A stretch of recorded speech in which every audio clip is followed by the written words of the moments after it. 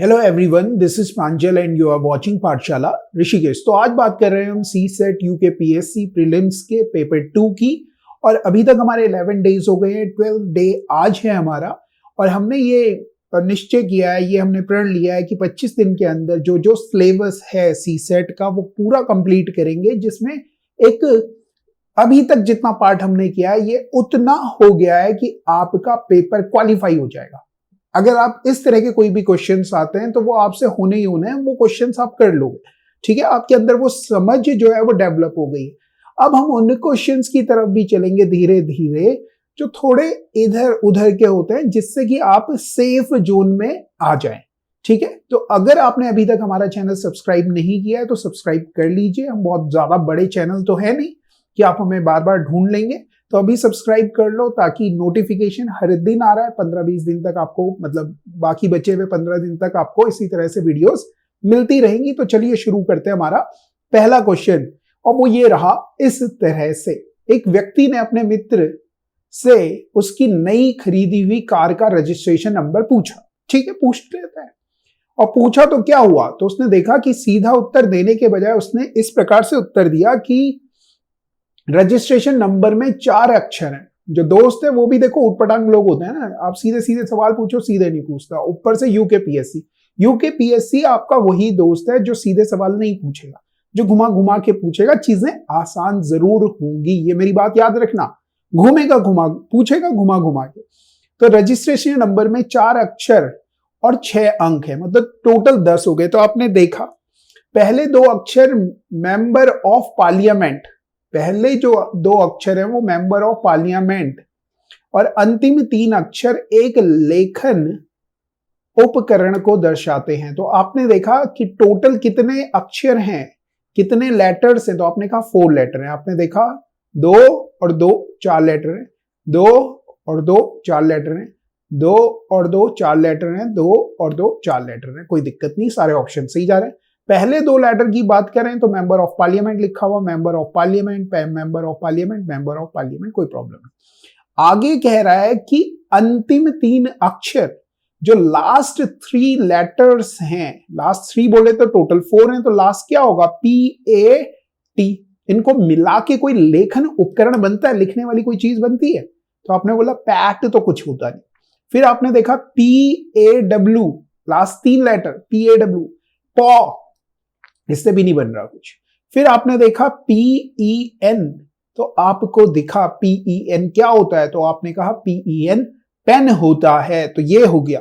चौथे ऑप्शन को देखा तो इसमें भी PEN है, तो ये भी है। मतलब C और D ऑप्शन में से कोई एक आंसर हो सकता है। इतना संयम चाहिए क्वेश्चन को करने के लिए, ये संयम है ना जिस बच्चे के अंदर, वो आगे जाएगा, ये बात रखना, ठीक है। पैशन और पेशेंस दोनों चाहिए। पैशन का मतलब ये नहीं है कि फाड़ दोगे पेपर वहां जाके कि नहीं नहीं हो रहा, ऐसे नहीं। कूल रहने का है, आराम से क्वेश्चन पढ़ना है, आंसर देने, क्वेश्चन पढ़ना है, आंसर देने, पढ़ना। अगर पढ़ लोगे तो क्वेश्चन हो जाएगा। आपाधापी नहीं मचाई तो क्वेश्चन होते हुए दिखेंगे।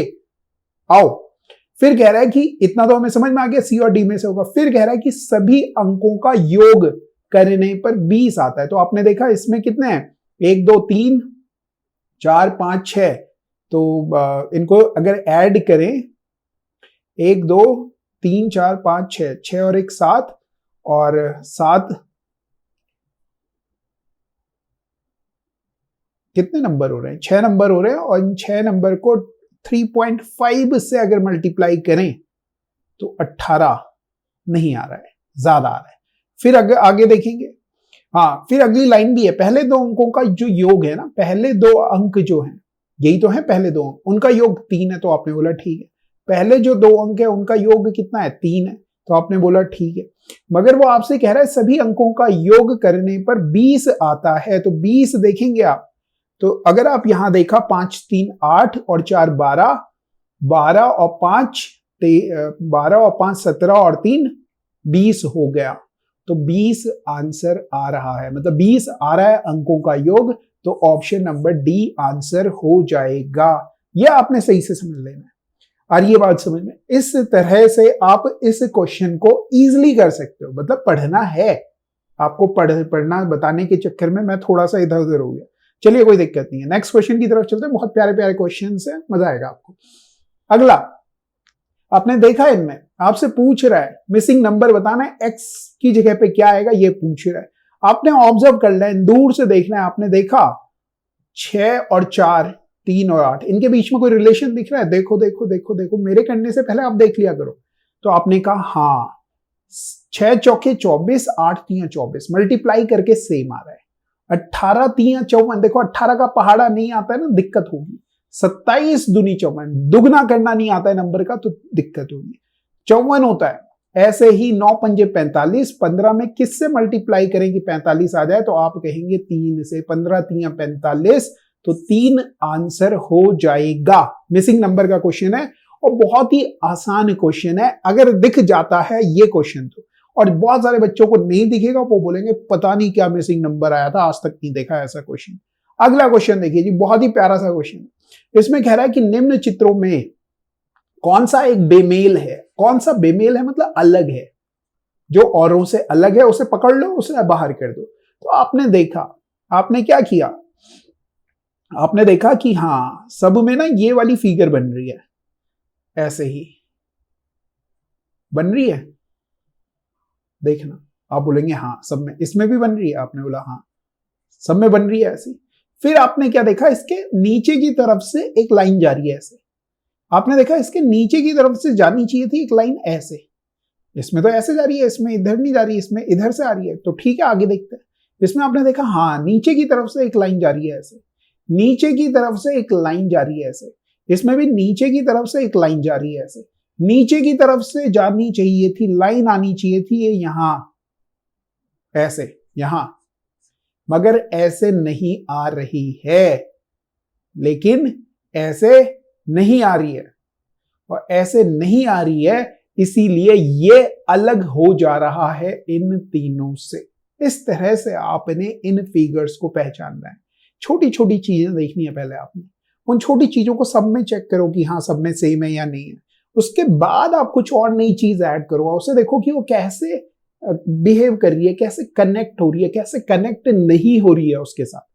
चले, तो आप कहेंगे ऑप्शन ए अलग हो जाएगा। चलिए अगले क्वेश्चन की तरफ चलते हैं। अगला क्वेश्चन ये रहा आपके पास, देखिए इसे फिर से आपने देखना है कि क्या चीजें सेम है। देखो PQRS 4 दिए हुए और कह रहा है उसी तरह से हैं जैसे इसमें है ना, उसी तरह से ये 1 2 3 4 में है कोई एक, उसे पहचानो। तो आपने ऑब्जर्व किया कि इन सब में ऐसा क्या है। इसमें अगर आप ऑब्जर्व करोगे अंदर वाली लाइन ऐसे है ना, तो ये वाली लाइन ऐसे है, ये वाली लाइन ऐसे है ना, तो ये वाली लाइन ऐसे है। समझ रहे हो बात को? अगर ये लाइन ऐसे है तो ये वाली लाइन ऐसे है। क्या मतलब है इसका? ऐसे है का मतलब है परपेंडिकुलर है एक दूसरे के। ऐसे है तो दूसरी ऐसे है, ऐसे ही हो रहा है। देखो इसमें क्या है, ये लाइन ऐसे है तो ये लाइन आपकी इस तरह से है, मतलब इस तरह से हो रहा है। अगर लाइन ऐसे होती तो ये ऐसे जा रहा होता, लाइन ऐसे होती तो ऐसे होता। समझ लो, उसके ऊपर परपेंडिकुलर ही बन रही है वो, भले ही टेढ़ी है तो टेढ़ी जा रही है, सीधी है तो सीधी जा रही है। Got it? समझ में आ रही है? अब आपने देखा कि इसमें लाइन वर्टिकली है, इसमें भी वर्टिकली है। और ये बात समझ में, दोनों में वर्टिकली है मतलब गड़बड़ हो गया, ऐसे तो नहीं होना चाहिए। एक ऐसी है और एक ऐसी है। फिर आपने देखा कि इसमें एक टिल्टेड है और इसमें भी टिल्टेड है, ये भी गलत हो रहा है। हमने तो कहा कि एक उसके ऑपोजिट होनी चाहिए। इसमें अगर आप ऑब्जर्व करेंगे तो इसमें कुछ कुछ आपको दिखता हुआ मिलेगा। एक लाइन ऐसी है और एक लाइन ऐसी है। अगर ऐसी दिख रही है आपको तो आप कह देंगे यही आंसर हो जाएगा। यहां पे भी देख लो, चलो वो तो हमने थोड़ा गड़बड़ कर दी। यहां पे आपको क्लियर दिख रही है फिगर, आपने बोला हाँ, क्योंकि इसमें तो ये ऐसे ही है और ये भी ऐसे ही है। समझ रहे हो? तो जो थर्ड वाला है वो डिट्टो PQRS की तरह ही है। लक्षण की समानता है, सिमिलरिटी पूछ रहे हैं, उसी के जैसा है, तो इस तरह में आप कह देंगे तीसरा आंसर हो जाएगा। चलिए अगले क्वेश्चन की तरफ चलते हैं। अगला क्वेश्चन ये रहा आपकी स्क्रीन पे। क्वेश्चन में जैसे ही आपने पढ़ा ऊर्ध्वाधर एक दर्पण दिया हुआ है, मिरर ये दिया हुआ है आपको, और आपसे इमेज पूछ रहे हैं, तो मैंने कहा जो पास है वो पास आएगा, E ऐसे आएगा, R ऐसे आएगा, देखो उधर की तरफ आएगा, O तो ऐसे ही आएगा। डी के बारे में अगर आप देखें डी ऐसे आएगा, एन के बारे में अगर आप देखो तो ये वाला पार्ट पास है तो ये यूं आएगा, फिर आई। तो इस तरह से कोई फिगर बन रही है तो वो आंसर हो जाएगा। मिरर में एक चीज याद रखना, जैसे ये मिरर है सामने, ये कैमरा है और कैमरे की तरफ मैं अगर हाथ बढ़ाता हूं अपना, मैं अगर अपना हाथ कैमरे की आपकी तरफ बढ़ा रहा हूं तो आप देख रहे हैं कि मेरा हाथ आपके पास आ रहा है। तो मिरर में भी यही कॉन्सेप्ट लगता है, जो चीज पास है, मेरा हाथ आपके पास है इस टाइम पे, तो आप कहेंगे पास है। जो पास है वो पास दिखेगा और जो दूर है वो दूर दिखेगा। ठीक है, अब मैं अपना हाथ को बैक लेके जा रहा हूं तो पीछे दिखेगा आपको, आपने ऐसे देखना है। जो चीज पास है तो पास क्या है, ई पास है तो पास दिख रहा है, आर पास है तो थोड़ा दूर हुआ, थोड़ा दूर हो गया, ओ थोड़ा और दूर है, थोड़ा और दूर है, डी थोड़ा दूर है, दूर हो गया। इस तरह से जो फिगर बनेगी वो आंसर हो जाएगा। तो आंसर आपने देख लेना है कौन सा होगा। मैं देख के बताऊं तो देखो हमें साफ साफ दिख रहा है कि पहले आना चाहिए ई वाला नहीं है, ई वाला नहीं है, ई वाला नहीं है, तो ए का ही ऑप्शन है, यही आंसर हो जाएगा। आगे बात समझ में क्लियर होगी, बात समझ में आई बात, आगे बढ़ जाए। देख लो डिट्टो बन रहा है, एक ही ऑप्शन था, वो आपको घुमाने की कोशिश कर रहे हैं। आप देखोगे आईएन आईएन आईएन वाले जो तुक्के मारने वाले बच्चे होते हैं उनको देखो क्या क्या सबक दे रहे हैं। जो तुक्के मारने वाले बच्चे ना उनका एक भी आंसर सही नहीं होता, तीनों गलत है। अब इसका यह मतलब नहीं कि आपने ये वाले को तुक्का मारना है। तुक्के मारने वाले जो होंगे वो ये सोचेंगे कि अच्छा वो ये पूछता है, नहीं, जरूरी नहीं है। तुक्के मारने से बचो, तुक्के ना मारो। रीजनिंग और मैथ्स का जब भी सवाल आए तो उसमें आपने तुक्के नहीं मारना है। चलिए अगला सवाल देखते हैं। कह रहा है कि मान लीजिए कि अभय भास्कर से लंबा है, तो अभय बना लो भाई। किससे लंबा है? भास्कर से। हमने एक बात हमेशा की है, जो लंबा है, जो बड़ा है उसे ऊपर बनाओ, जो छोटा है उसे नीचे बनाओ। चंद्र अभय से लंबा है और चंद्र भाई साहब जो हैं वो अभय से लंबे हैं तो उन्हें ऊपर बनाओ। ईश्वर चंद्र से लंबा है, ईश्वर जो है वो चंद्र से भी लंबे हैं, ठीक है, ईश्वर ऊपर बना लिए, चंद्र से लंबा है। और धीरज सबसे लंबा है और धीरज जो भाई साहब हैं वो सबसे ऊपर आ जाएंगे, ठीक है। यदि इन सबको उनकी लंबाई के अनुसार बैठाया जाता है तो मध्य में कौन आएगा? तो आपको मध्य में बैठते हुए चंद्र दिखाई दे रहे हैं और आप कहेंगे कि चंद्र भाई साहब बीच में आएंगे। आ रही है बात समझ में? चलिए नेक्स्ट क्वेश्चन की तरफ चलते हैं। आसान क्वेश्चन था ये तो बहुत ही। जब एक पासे को 4 बार फेंका जाता है तो प्रत्येक बार निम्न परिणाम आते हैं, इससे हमें कोई लेना देना नहीं। हमें बस ये देखना है कि 3 के विपरीत पार्श्व में क्या होगा। आपने देखा 3 के ऑपोजिट पूछ रहा है, ठीक है, तो आपने देखा 3 ये है, 3 ये है, 2 और 6, 2 और 6 कहीं और मिल जाता तो काम हो जाता, 3 1 और 6 कहीं और मिल जाता काम हो जाता, नहीं मिल रहा है कोई दिक्कत नहीं। आपने देखा कि हाँ चलो, हमने इस वाले डाइस और इस वाले डाइस को पकड़ा। हमने कहा कि दोनों डाइस में कितने नंबर कॉमन है? आपने कहा केवल 1 नंबर कॉमन है। हमने पहले क्या देखना है, कोई 2 नंबर कॉमन तो नहीं है, मगर हमने देखा कि कोई 2 नंबर तो नहीं है कॉमन, तो कोई 1 नंबर कॉमन है। आपने कहा हाँ है, कौन सा है? 2 है, 2 कॉमन है दोनों में। तो रोटेट करना है। रोटेट करने का मतलब इस तरह से रोटेट करना है। रोटेट करने का मतलब इस तरह से, मतलब अगर आप क्लॉकवाइज जा रहे हो तो दोनों में क्लॉकवाइज देखो, और इसके अगर आप नंबर लिखेंगे तो आप लिखेंगे 2 5 4, और इन वाले भाई साहब के अगर आप नंबर लिखेंगे तो आप लिखेंगे 2 6 एंड 3। तो 3 का अपोजिट 4 होगा, 5 का अपोजिट 6 होगा, और 2 का अपोजिट कितना हो जाएगा? तो 1 हो जाएगा। मगर आपसे क्या पूछ रहे हैं, 3 के विपरीत पार्श्व में क्या है? तो आप कहेंगे 4 है, 4 आंसर हो जाएगा।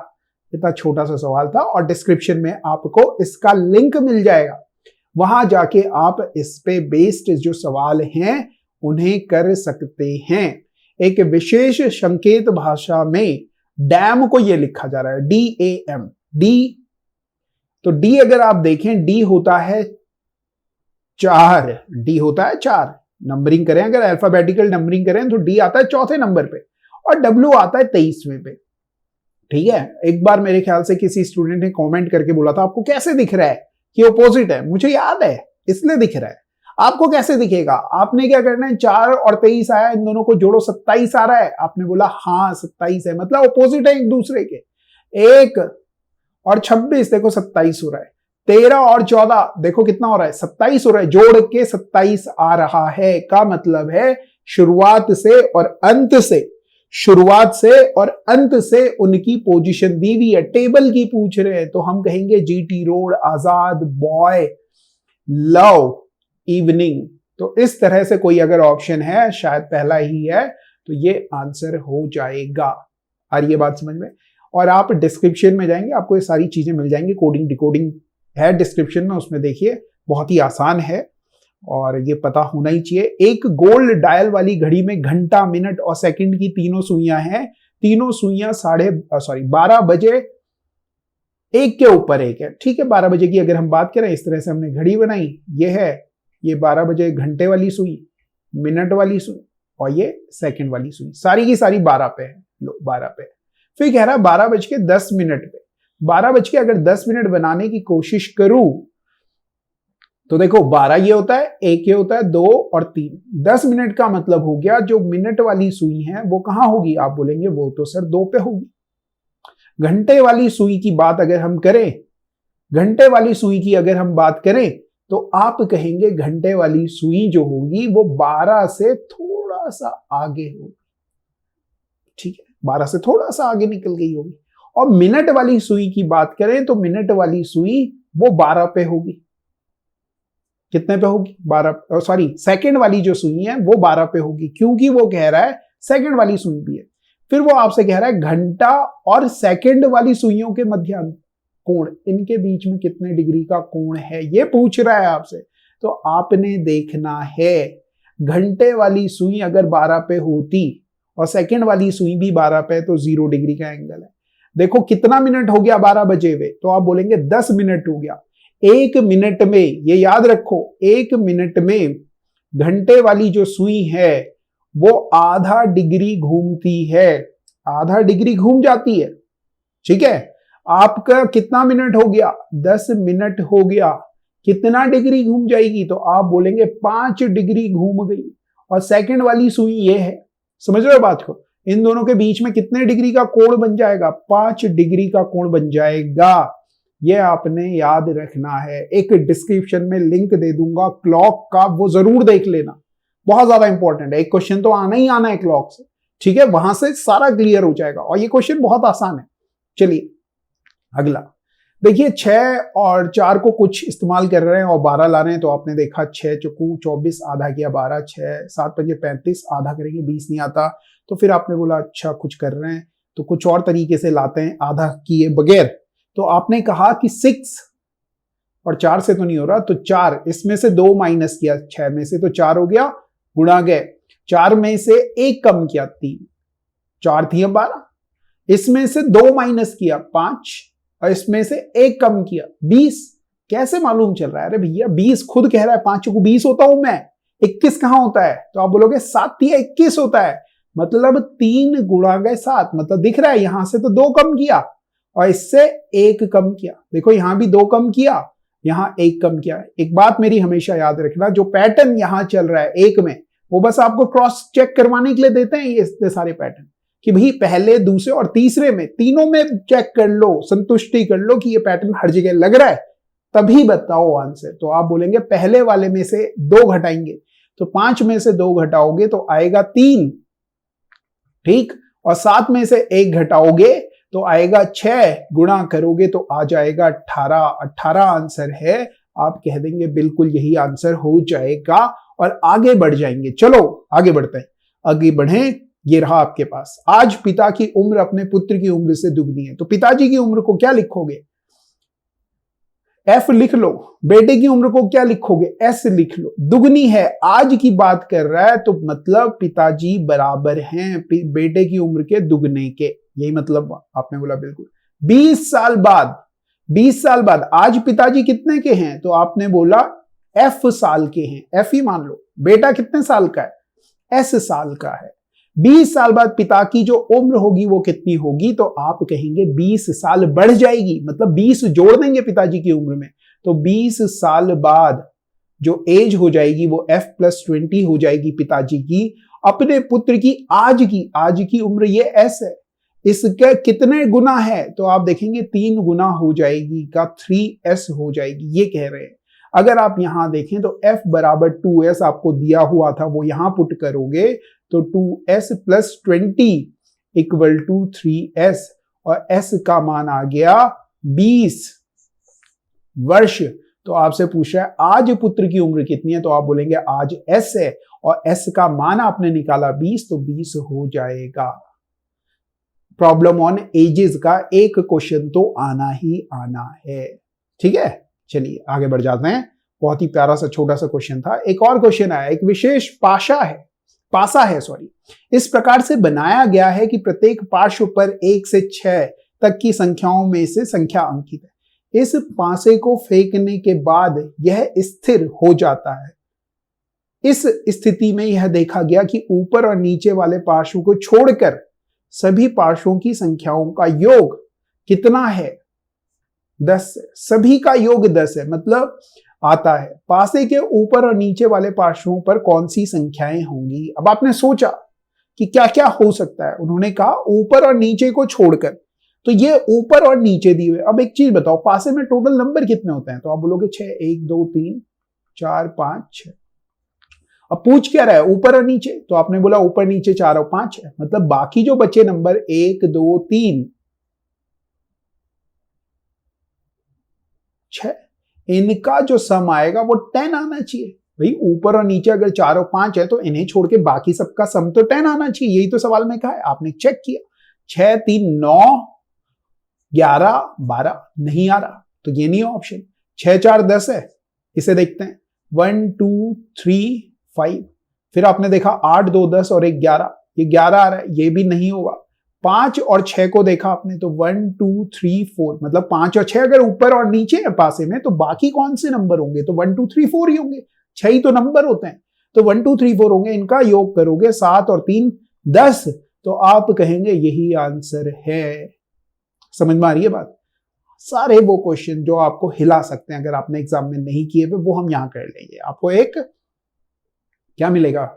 एग्जाम में एक बूस्ट मिलेगा। ऐसे क्वेश्चन करने की आदत पड़ी हुई होगी, देखने की आदत पड़ी हुई होगी, और जब एग्जाम में आपने पहले से कुछ इस तरह के क्वेश्चंस किए हुए होते हैं ना, तो बहुत ज्यादा फायदा हो जाता है। सी आंसर हो जाएगा। चलिए अगले क्वेश्चन की तरफ चलते हैं। अगला क्वेश्चन ये, एक 2 अंकीय संख्या का वर्गमूल लेने पर ऋण संख्या आती है। ऋण का मतलब होता है, बता दो, अभाज्य संख्या आती है। प्राइम नंबर की बात कर रहा है, प्राइम नंबर आता है ऐसी संख्या के दोनों अंकों का योग है।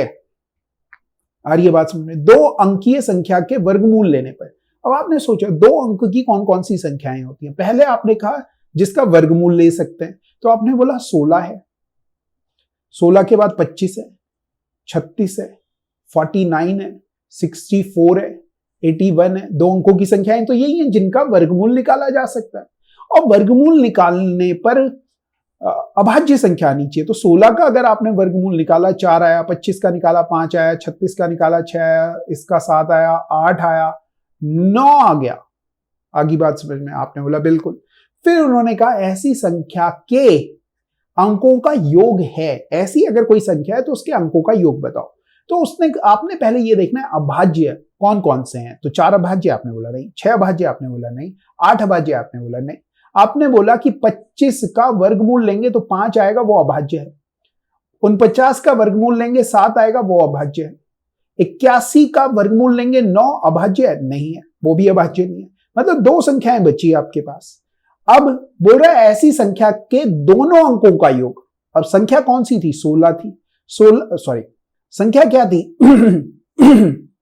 25 थी। 25 के दोनों अंकों का योग अगर करोगे तो 7 आ रहा। 7 ऑप्शन में देखा आपने, नहीं मिला, कोई दिक्कत नहीं। एक और ऑप्शन है 4 और 9 जोड़ा आपने 13 आया, तो आपने बोला 13 दिख रहा है जी, 13 है, आपने बोला हाँ है, तो यही आंसर हो जाएगा। आगे बात समझ में? इस तरह से ये क्वेश्चन आप कर सकते हैं। क्लियर हो गया जी? ठीक है, चले आगे बढ़े, अगले क्वेश्चन की तरफ चले। कह रहा है कि एक के बाद एक आने वाली 5 संख्याओं का योग 665 से अधिक लेकिन 675 से कम है। एक के बाद एक आ रही है। एक एग्जाम्पल दूंगा, क्रमागत संख्याओं की बात कर रहा है, एक के बाद एक आने वाली। जैसे मैंने लिख दिया 1 2 3 4 5, एक के बाद एक आती है। इनको अगर जोड़ोगे तो 5 और 7 12 और 3 15, तो आपने बोला इनका योग तो 15 आ रहा है। चलो आपने बोला 5 था इसलिए आ रहा होगा, कोई ऐसा नंबर ले लो जिसमें 5 ना आए, तो आप बोलोगे ऐसा नंबर लेना शायद पॉसिबल नहीं हो, क्योंकि 5 क्रमागत संख्याओं का जब भी आप योग करोगे तो वो हमेशा 5 का मल्टीपल आएगा। करके देख लेना, ठीक है, कोई भी नंबर ले लेना, तो वो कितना आएगा, 5 का मल्टीपल आएगा, टाइम ज्यादा लगेगा। कोई भी नंबर लो, उन्हें जोड़ो तो आप देखोगे 5 का मल्टीपल आएगा। अब आपने सोचा 665 से ज्यादा होनी चाहिए और 675 से कम होनी चाहिए, तो 5 का मल्टीपल इन दोनों के बीच में कौन सा है, तो आपने बोला 670 है जी। मतलब 5 क्रमागत संख्याओं का योग कितना होगा, 670 होगा। अगर औसत की बात करें तो औसत आप निकालोगे, क्योंकि 5 है तो 5 से भाग करोगे, 5 एकम 5, 1 बच गया, 5 तियां 15, 5 चौके 20। आगे बात समझ में, आपने बोला ठीक है। तो बीच का नंबर मैं औसत में बता चुका हूं कि भैया जो बीच का नंबर होता है ना वो औसत होता है। 5 संख्याएं कह रहा है तो बीच का नंबर बोले तो तीसरा नंबर निकाल लिया हमने, 134। पहला नंबर, इससे पहले वाला जो होगा 133 होगा, इससे पहले वाला जो होगा 132 होगा, इसके बाद वाला जो होगा 135 होगा, 136 होगा। इतनी बात समझ में आई। इन 5 संख्याओं के सेट में सम संख्याओं का योग, सम कौन कौन सी है, 1 2 3, ये 3 जो संख्याएं हैं वो सम संख्याएं हैं। इन सम संख्याओं का अगर आप योग देखेंगे तो आप कहेंगे, देखो जोड़ना 100 100 100, 300 हो गया, 300 यहां लिख देता हूं, 300 तो हो गया। फिर ये 36 है ना, 32 है ना, 32 में से एक इसे दे दिया 33, 33 इसमें भी 33 मान लो, 99, 100 और 2 ज्यादा है, 2 ज्यादा है तो 402 आंसर हो जाएगा। इस तरह से आप जोड़ लेंगे। जोड़ना तो आसान है, क्वेश्चन समझ में आया कि क्या किया हमने, क्वेश्चन में भावनाएं क्या थी वो समझना ज्यादा जरूरी था, और क्योंकि आपने वो समझ लिया है ना तो क्वेश्चन में अब रहा कुछ नहीं है। चलिए अगले क्वेश्चन की तरफ चलते हैं। अगला क्वेश्चन ये है, टोकरी में लाल नीली गेंदें हैं, और आपने देखा लाल हैं तो आपने बोला लाल है तो एल लिख लेते हैं। एक टोकरी है उसमें लाल और नीली गेंदें हैं, ओके। इस टोकरी में से एक लाल और एक नीली गेंद निकाल दी जाए, आपने कहा निकाल लो जी, एक निकाल दी, इसमें से भी एक कम कर दी, तो क्या हुआ, शेष गेंदों में लाल गेंदों की संख्या नीली गेंदों की संख्या से दुगनी हो जाती है। मतलब अब जो ये लाल है ये दुगना हो गया नीली गेंदों की संख्या का। आपने बोला ओके ऐसा कुछ हो रहा है, मैंने कहा हाँ।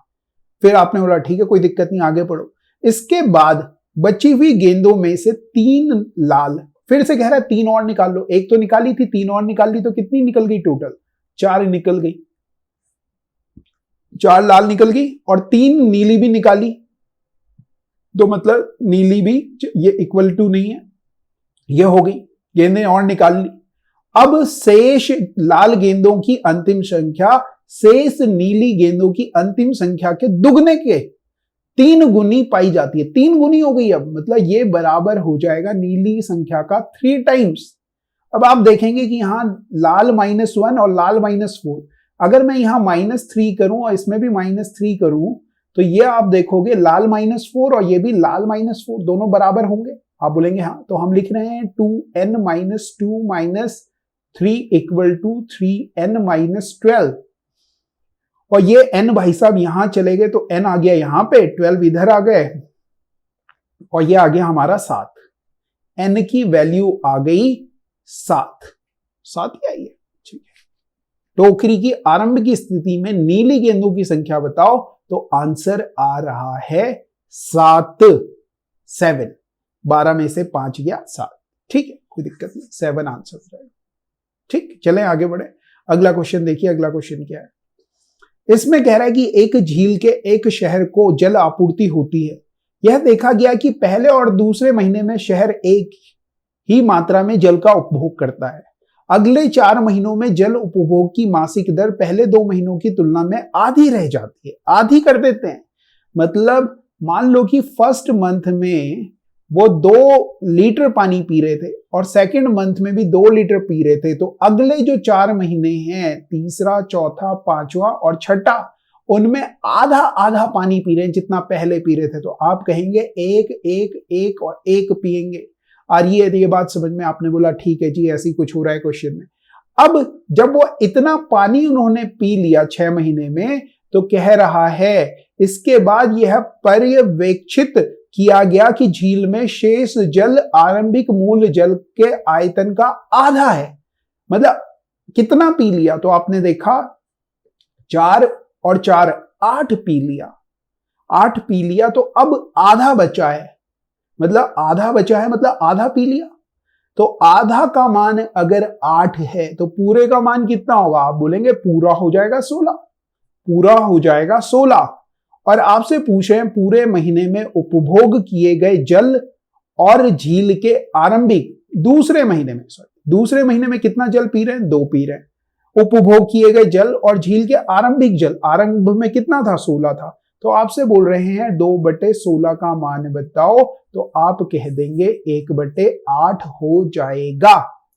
पढ़ने वाला क्वेश्चन था, पढ़ेंगे तो क्वेश्चन हो जाएगा। अगले क्वेश्चन की तरफ चल रहे हैं। अगला क्वेश्चन ये, किसी संख्या के घन और वर्ग में अंतर उसकी दुगनी, तो हमने क्या किया? घन किया। मान लिया संख्या है x, तो उसका घन क्या है? x का घन माइनस x का स्क्वायर, वर्ग का जो अंतर है उसकी दुगनी संख्या के, किसकी दुगनी संख्या के? संख्या के दुगनी संख्या के वर्ग के बराबर है।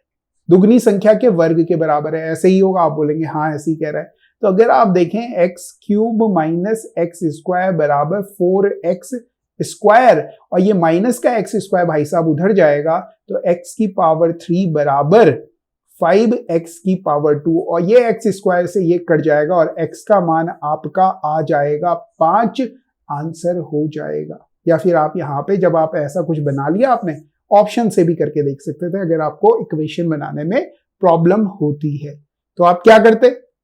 घन और वर्ग में अंतर, तो देखो इसका घन करते 64, वर्ग करते 16, अंतर करते, अंतर जो आएगा वो 8 का दुगना, बोले तो सॉरी 4 का दुगना, तो आप बोलेंगे 8 का वर्ग क्या है? 64, 64 के बराबर होगा? आप बोलेंगे नहीं होगा। फिर 5 में देखते, 5 का घन कितना होता है? 125 होता है। 5 का स्क्वायर कितना होता है? 25 होता है। इसका डिफरेंस कितना हो गया? 100 हो गया। ये जो 100 है ये संख्या के दुगने, संख्या का दुगना बोले तो 5 का दुगना 10 के वर्ग के बराबर है। आप बोलेंगे हाँ है, तो ये आंसर हो जाएगा। ऐसे आप इस क्वेश्चन को कर सकते थे। दोनों तरीके समझा दिए, जो इक्वेशन से करना चाहते हैं और जो इक्वेशन से नहीं ऑप्शन से करना चाहते हैं, दोनों तरीके आने चाहिए आपको। अगर नहीं आते हैं तो जिसमें आप महारथी हैं उस तरीके को अपना लो। अगला क्वेश्चन, रमेश अपनी मासिक आय का 40% आहार पर खर्च करता है। मतलब 100 रुपए अगर वो कमा रहा है तो 40 तो आहार पे खर्च कर दे रहा है, तो बचा कितना? आपने बोला 60 बचा जी।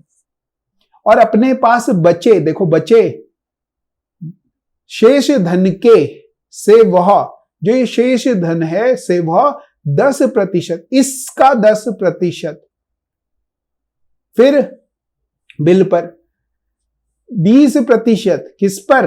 बिजली के बिल पर, और 10% किस पे? कपड़ों की धुलाई पर। अब आपने देखा 40% हो गया, टोटल कितना होता है? 100 होता है, मतलब 60% बचा है।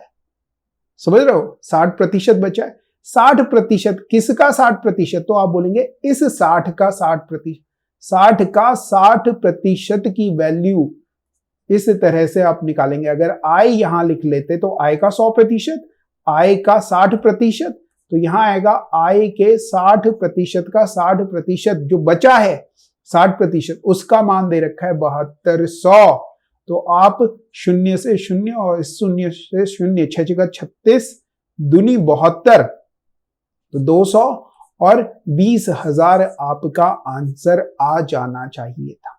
आई बात समझ में? चलिए अगले सवाल की तरफ चलते हैं। अगला सवाल ये रहा आपके पास, बहुत ही प्यारा सा छोटा सा सवाल है। देखिए क्या कह रहा है, एक घड़ी का वर्तमान चिन्हित मूल्य उसकी असली निर्माण लागत से, मतलब कॉस्ट प्राइस अगर 100 है, 20% अधिक है ना, तो अंकित जो किया है, तो आप बोलेंगे अंकित कितना किया है? 100 की चीज को कितना अंकित किया है? तो आपने बोला 120 अंकित किया हुआ। यदि दुकानदार घड़ी को चिन्हित मूल्य से 10% कम कीमत पर बेचे, 120 की चीज को 10% कम करके बेचे, तो 120 का 10% होता है 12, कम करो 120 में से, तो आप कहेंगे 12 कम करेंगे तो 108, मतलब 100 की चीज को आप 108 में बेच रहे हो, और मैं आपसे पूछूं कि कितना का प्रॉफिट हो रहा है 100 पे, तो आप बोलेंगे 8 का प्रॉफिट हो रहा है। 8% कह दोगे, क्योंकि 100 पे ही तो हो रहा है, 100 की चीज खरीदी थी, 8 ज्यादा पे बेच रहे हो तो 8% कह दोगे। बस इतना सा सवाल है। चलिए अगले सवाल की तरफ चलते हैं। अगला सवाल ये रहा, 3 संख्याओं का एक अनुक्रम इस प्रकार से बनाया गया है कि अनुक्रम की अगली संख्या पिछली संख्या का वर्ग है। पिछली संख्या का वर्ग है, अगली संख्या, मतलब अगर हमने एक संख्या x मानी तो अगली संख्या जो होगी वो x² होगी, वर्ग कहा। इस अनुक्रम में 3 संख्याएं हैं, पहली तो ये होगी, दूसरी होगी, अब अगली क्या होगी, इसका भी वर्ग करोगे तो x की पावर 4 हो जाएगा, x की पावर 4 हो जाएगा। आप बोलेंगे ओके, समझ में आ गई बात, ठीक है। अब आपसे कह रहा है इस अनुक्रम में 3 संख्याओं के कुल योग, अब इस तरह की 3 संख्याओं का योग कितना है, 50 और 99 के बीच में है। योग इन तीनों का अगर योग करें तो 50 और 99 के बीच में है। योग के पहले और दूसरे, मतलब योग में, मतलब ये जो संख्याएं हैं इसमें पहले और दूसरे अंकों के योग के पहले और दूसरे अंकों के अनुपात का, ओहो, योग बताना है। ओके ठीक है। तो आपने क्या देखा, 50 और 99 के बीच में योग है, तो आपने सोचा अगर योग किया जाए तो क्या होगा, तो आपने बोला x plus x² plus x की पावर 4 होगा। फिर आपने सोचा कि x अगर बाहर ले लें तो 1 प्लस x³ ऐसी होगा। अब आपने सोचा क्या लें, बस इतना पता है 50 और 99 के बीच में है योग, तो आपने बोला चलो एक बार 1 रखा, तो 1 रखा तो यहाँ पे 1 आया, देखो रखो 1 रख रहा हूं, x की जगह 1 पुट कर रहा हूं, x की जगह 1 पुट करता हूं तो हमारे पास आ रहा है 1 प्लस 1 और ये आ जा रहा है केवल 3, मगर वो कह रहा है 50 से 99 के बीच में चाहिए, आपने बोला रही है तो नहीं आ रहा। x की जगह 2 रखो, 2 जब आप रखते हो, ध्यान से समझना, 2 आप रख रहे हो तो आपको क्या दिख रहा है, 2 रखा, ठीक, तो 1 प्लस 2 का 8 और 2 10 और 11 दूनी 22 भी नहीं चाहिए, 22 मना कर रहा है, 50 से 99 के बीच में नहीं है। x की जगह 3 रखो, 3 जब आपने रखा तो 3 आया, 1 प्लस 3 प्लस 27 3 30 और 31 का 3 गुना किया तो 93 आ गया, 31 का 3 गुना किया 93 आ गया, और आपको मिल गया कि 50 और 99 के बीच में है कोई संख्या ऐसी।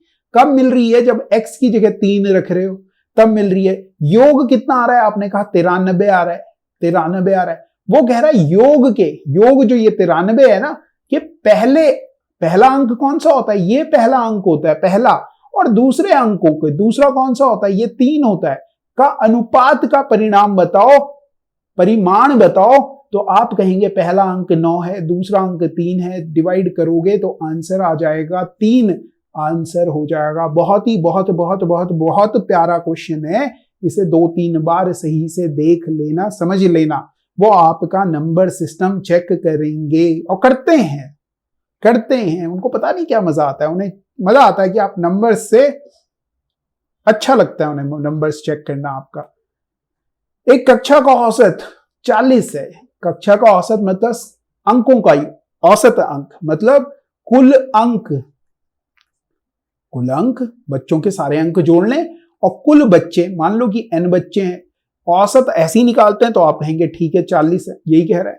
कक्षा के एक छात्र को हटा दिया तो अब जो कुल अंक हैं वो भी कम हो जाएंगे, एक बच्चा हट गया तो कुल अंक न्यू को मैं ऐसे लिख ले रहा हूं, अपॉन, पहले n बच्चे थे, अब बच्चे कितने हो जाएंगे, आप बोलेंगे एक कम हो गया, n-1, इसका मान दे रहे हैं 30 हो गया औसत, एवरेज यही होता है, ठीक। तो आपने बोला बिल्कुल ठीक है, चल रहा है, सही है एकदम। यह भी देखा गया कि इन बचे हुए छात्रों के अंकों का कुल योग, बचे हुए कौन से, ये जो कुल अंकों का योग है, पूर्ण कक्षा के कुल अंकों के योग का 60% है। मतलब अगर ये कुल अंक शुरुआत में 100 रहे होते, मान लो कि 100 रहे होते, तो ये कितने होंगे, 60 होंगे, ऐसे ही कह रहे हैं। अब आपने क्या किया, इन दोनों इक्वेशन को डिवाइड कर दिया, 0 से 0 कट गया, 0 से ये वाला 0 कट गया, 2 पंजे 10, 2 3 6, 5/3 आ गया ये। ठीक, तो मैं इसे लिख रहा हूं, जो सबसे नीचे है ना वो सबसे ऊपर जाएगा, 5n-1 upon 3n equal to 4/3, 3 से 3 कैंसल आउट हो जाएगा, और आप देखेंगे n-1 अपॉन n की वैल्यू आ गई 4/5, और आप देखेंगे n की जगह क्या रखा जाए, तो आप कहेंगे n की जगह अगर 5 रख दें तो ये सेटिस्फाई हो जाएगा, तो आप बोलेंगे C का मान आ गया 5। समझ में आया क्वेश्चन? बहुत ही प्यारा क्वेश्चन, बहुत बहुत बहुत प्यारा क्वेश्चन है, ये भी आपने देख लेना है। इस तरह के क्वेश्चंस एग्जाम में आने के पूरे पूरे चांसेस होते हैं। एक और क्वेश्चन देखिए, एक रसायन विज्ञानी द्वारा एक घोल तैयार किया गया जिसमें जल का आयतन कुल आयतन का 30% है। जल का आयतन कुल, ठीक है, एक रसायन है, ठीक है, तो आपने कहा 30% तो जल है, और बाकी क्या है, बाकी 70% ऐसी, ठीक। इनका अनुपात देखा तो 3:7 हो गया।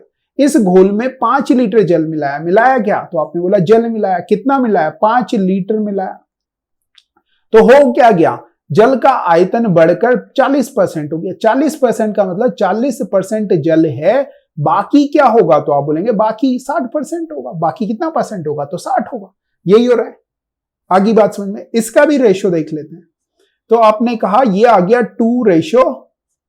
एक बात मेरी समझ लो, एक बात मेरी समझ लो, ये बात समझ लो। देखो एक मिश्रण था, मेरे पास एक ये बोतल थी, इसमें पानी और हवा है, इसमें पानी और हवा है, या कुछ भी है, ठीक। ये जो है, ये जो पानी है ना, इसमें चीनी मिली हुई है, इस तरह से इसे समझ लो कि ये जो वाटर है इसमें शुगर हमने ऐड की हुई है। अब अगर हमने शुगर ऐड की हुई है और पानी और मिलाता हूं तो शुगर जितनी है उतनी ही रहेगी, शुगर तो कम नहीं होगी। आप बोलेंगे नहीं, पानी भले ही फीका लगेगा आपको। अब क्यों फीका लगेगा, क्योंकि पानी बढ़ गया, वो शुगर पूरे पानी में फैल गई, शुगर उतनी ही है, पानी बढ़ा है। ऐसे ही इसमें जो बाकी पहले जितना था, बाकी की जगह अभी यहां पे अगर हम शुगर लिख दें तो आप कहेंगे कि शुगर उतना ही है अभी भी। तो आपने देखा यहां पे शुगर पहले 3 था, अब 7 था, अब 3 हो गया, तो ये दोनों बराबर होने चाहिए, नहीं होने चाहिए? आप कहोगे होने चाहिए। कैसे बराबर करें, तो आप बोलोगे सर ऊपर 7 है नीचे 3 है, ऊपर वाले को 3 दे दो और नीचे वाले को 7 दे दो। अरे जिसको जिसकी जरूरत है वही तो दोगे, तो आप कहेंगे दे देंगे। तो यहां 3 से मल्टीप्लाई करो दोनों तरफ, और नीचे दोनों तरफ 7 से मल्टीप्लाई करो। देखो 7×3 21 और 7×3 21 बराबर हो गए। यहां पानी पे क्या फर्क पड़ा, पानी दिख रहा है कि पहले 3×3 9, अब 14 हो गया, 9 से 14 हो गया। कितना बढ़ गया, तो आपने बोला 5 बढ़ गया, 5 लीटर बढ़ गया। आपने बोला अरे 5 ही लीटर तो बढ़ रहा है। देखो प्रारंभिक घोल में कितने लीटर था, तो आपने बोला 5 का मान, यहां हमने जब डिफरेंस किया ना तो 5 ही आया, 5 का मान 5 ही लीटर है। तो मतलब शुरुआत में जल कितना था, तो आप बोलेंगे 9 का मतलब 9 ही होगा। आंसर हो गया। देखो आई बात समझ में। चलिए अगले सवाल की तरफ चलते हैं। अगला सवाल इस तरह से है, अगला सवाल कुछ इस तरह से है। क्वेश्चन जब भी हम कोई क्वेश्चन कर रहे हैं तो उससे पहले आपको क्वेश्चन को करने की पूरी कोशिश करें कि कैसे करोगे आप, कि कर भी पा रहे हो या नहीं कर पा रहे हो, या चीजें समझ में आ भी रही है या नहीं आ रही। देखिए क्या कह रहे हैं, तो क्वेश्चन में इन्होंने कहा कि वरुण 5 किलोमीटर की दूरी को 30 किलोमीटर प्रति घंटे की चाल से तय करता है, फिर अगले 10 किलोमीटर की दूरी पर 40 किलोमीटर प्रति घंटे की चाल से तय करता है, अंततः वह आखिरी 35 किलोमीटर की दूरी 60 किलोमीटर प्रति घंटे की गति से चाल से तय करता है। पूरी यात्रा के दौरान वरुण की औसत चाल किलोमीटर प्रति घंटे में बतानी है। औसत चाल का फॉर्मूला लिख रहा हूं, औसत चाल बराबर होती है, औसत चाल बराबर होती है, सबको पता है, कुल दूरी। अरे चाल बराबर दूरी बटे समय ही होता है, कुल दूरी बटे कुल समय, बस यही फॉर्मूला होता है। कुल दूरी बटे कुल समय, बस यही फॉर्मूला होता है।